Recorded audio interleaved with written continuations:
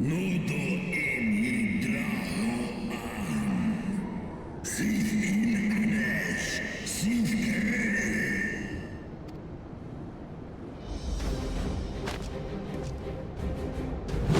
No worm! This ends here!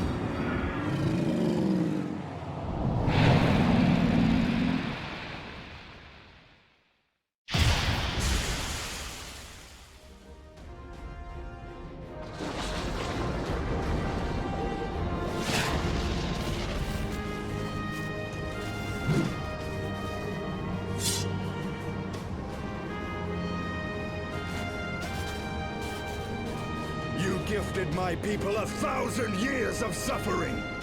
Now I gift you an eternity in darkness.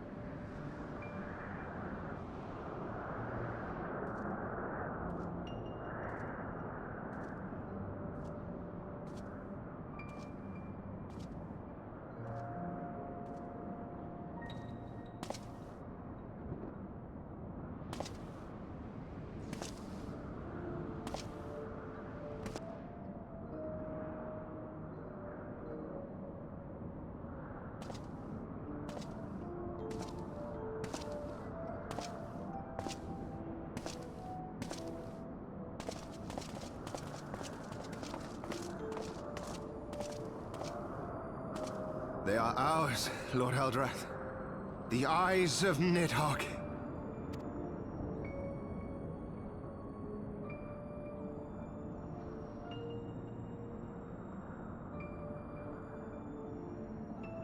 Aye.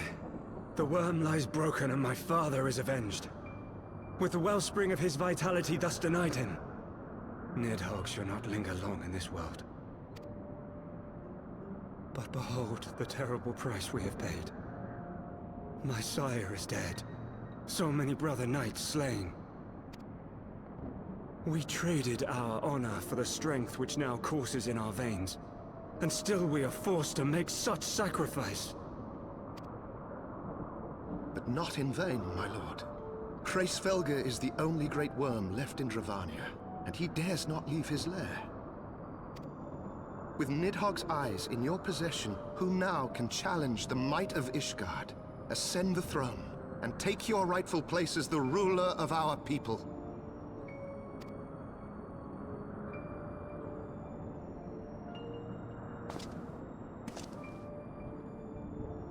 Nay, my friend. I must forsake the mantle of king.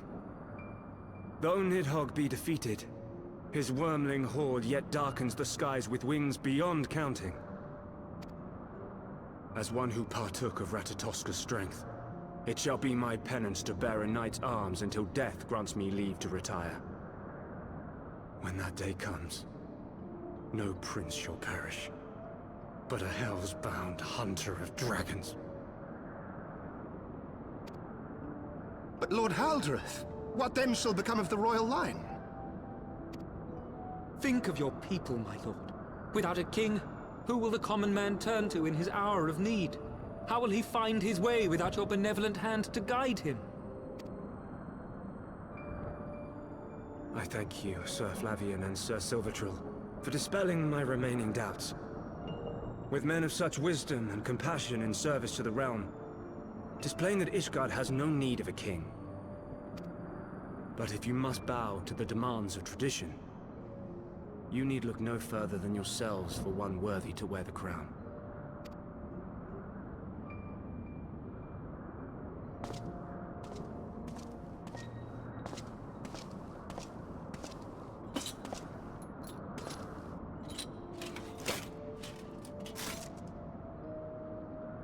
Fare thee well, my brother knights, my loyal friends.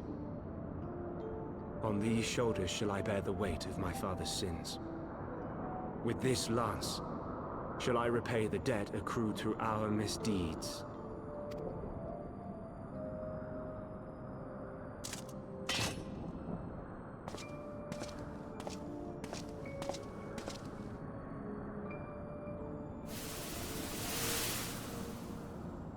What cruel jest has fate played upon us?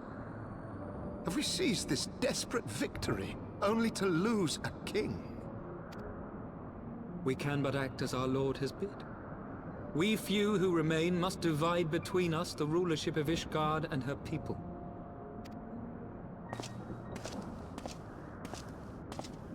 Not I. My oath was to Lord Haldreth, and he alone.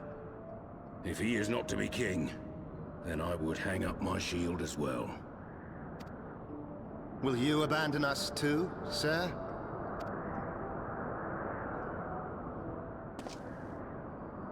I would wash my hands of blood and betrayal, and take up an honest trade. Mayhap I shall serve ale instead of sharpened steel.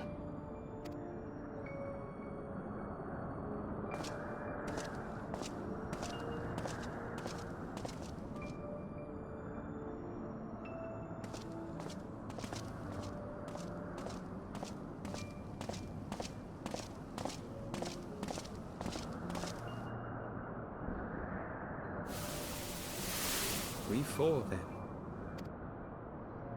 Forton, Heilenat, Dyrendare, and Zemail. But 4 houses to rule all of Ishgard. And what of the throne? We keep it empty. Until the day a king rises once more. We must assume the role of stewards.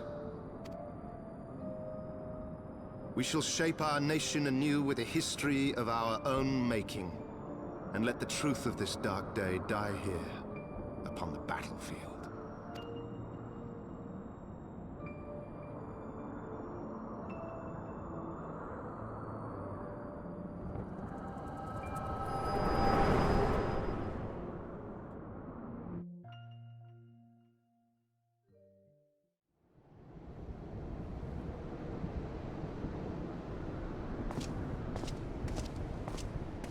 What ails you, friend?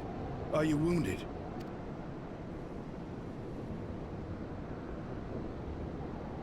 You have borne witness to history. To the culmination of the first battle with Nidhogg. The legend of Ishgard's founding tells that our ancestors were led to the land of Kurthus by the valiant King Thordan. In the midst of their journey, they came to a wide chasm, where they were set upon by a great worm, Nidhogg. A furious battle then ensued, with Thordan leading the van. Though the brave king was slain defending his people, his son, Haldreth, the first Azure Dragoon, fought on undaunted.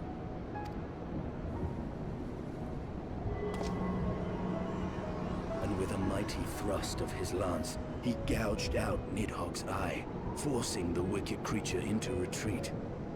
Thus, did this eldritch orb become a sacred treasure of Ishgard, lending its power to every knight deemed worthy to bear the title of Azure Dragoon.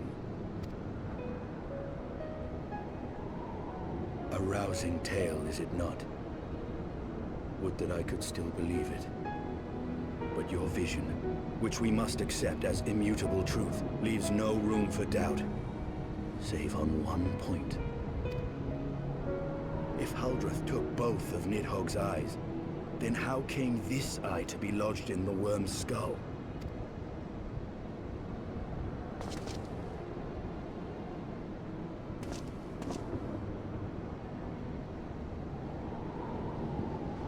Beneath every answer we unearth, another question lies buried.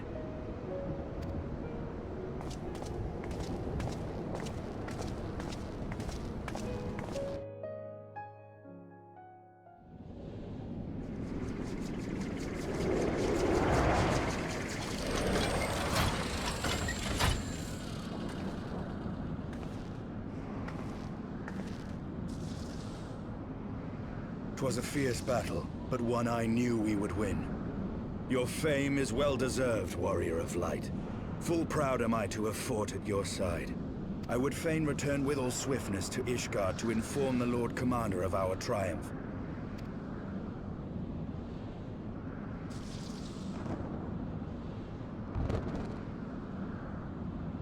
But we must first have words with Hraesvelgr. There are parts of this tale that the worm has kept from us, and I would know wherefore.